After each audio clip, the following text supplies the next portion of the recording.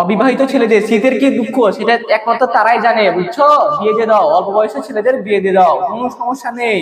তোমরা যারা এখনো বিয়ে করোনি, কেন বিয়ে করোনি? কিছুর অভাব যুবকরা, তোমরা এখনো বিয়ে করে ফেলো। বিশ্বনবী 25 বছর বয়সে বিয়ে করেছে, বঙ্গবন্ধু 18 বছর বিয়ে বিয়ে করেছে। তুমি বিয়ে করবো না কেন? বিয়ে করো, তোমার সুফল ঘটবে, আল্লাহ তোমার সুফল দিবে। বাপ মাকে খুলে বলো তোমার মনের কথা। বিশ্ব নবী মোহাম্মদ সাল্লাল্লাহু আলাইহি সাল্লাম উনি বিয়ে করেছে 25 বছর বয়সে, বঙ্গবন্ধু বিয়ে করেছে 18 বছর বয়সে, কাজী নজরুল ইসলাম বিয়ে করেছে, মহাত্মা গান্ধী বিয়ে করেছে, শেক্সপিয়ার বিয়ে করেছে, সবগুলো কি বিয়ে করেছে? আর অল্প বয়সে বিয়ে করেছে। যারা জীবনে ভালো কিছু করেছে তারা সবাই অল্প বয়সে বিয়ে করেছে। এই যুবকরা, তোমরা বিয়ে করতেছো না কেন? তোমাদের কিসের সমস্যা? টাকার সমস্যা? তা বিয়ে করে ফেলো, তোমাদের টাকা সব সমাধান হয়ে যাবে।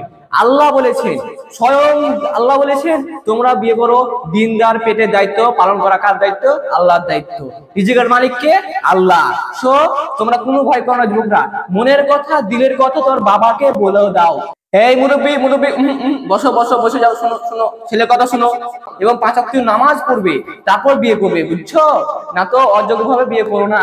বিয়ে করলে তোমার অর্থ সম্পদ, তোমার দিনদারে সকল কিছু দেখবে, তুমি পাপাচার থেকে মুক্ত হয়ে যাবে। অবশ্যই বিয়ে করো আগে।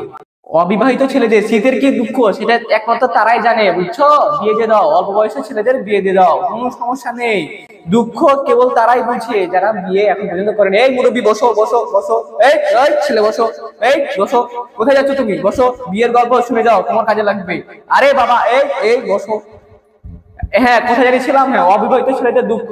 তারা রাত্রে বেলা কত কষ্টে থাকে, লেপে নিচে ডুকরে ডুকরে কান্দে, একমাত্র তারাই বুঝে। এই যুবক, হাসতেছো কেন? এই বসো, এই এই, আরে আমার পেজে ফলো করা দরকার নাই, বসো বসো।